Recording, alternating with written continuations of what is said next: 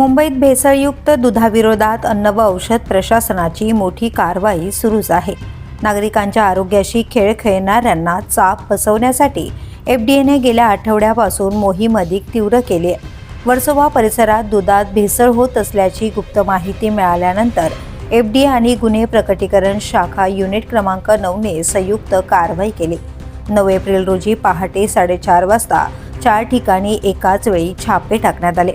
या कारवाईत दुधात भेसळ करणाऱ्या 5 जणांना अटक करण्यात आली असून त्यांच्या विरोधात वर्सोवा पोलीस ठाण्यात गुन्हा दाखल करण्यात आलाय. एफडीएच्या पथकाने 8 नमुने तपासणीसाठी ताब्यात घेतले तर तब्बल 621 लिटर भेसळयुक्त दूध नष्ट करण्यात आले. या दुधाची किंमत तब्बल 36,219 रुपये इतकी होती. दरम्यान शहरात येणाऱ्या दुधाच्या गाड्यांवरही एफडीएने कडक नजर ठेवली आहे. मुलुंड, ऐरोली, मानखुर्द, दहिसर आणि शिवडी या 6 ठिकाणी टोल नाक्यांवर विशेष तपासणी मोहीम राबवण्यात आली. रात्रभर चाललेल्या या कारवाईत 11,000 लिटरहून अधिक दुधाचा साठा जप्त करण्यात आलाय. यामध्ये निकृष्ट दर्जाचे दूध सील करून परत पाठवण्यात आले तर 90 लिटर असुरक्षित दूध तात्काळ नष्ट करण्यात आले. या मोहिमेत एकूण 195 नमुने तपासणीसाठी घेण्यात आले.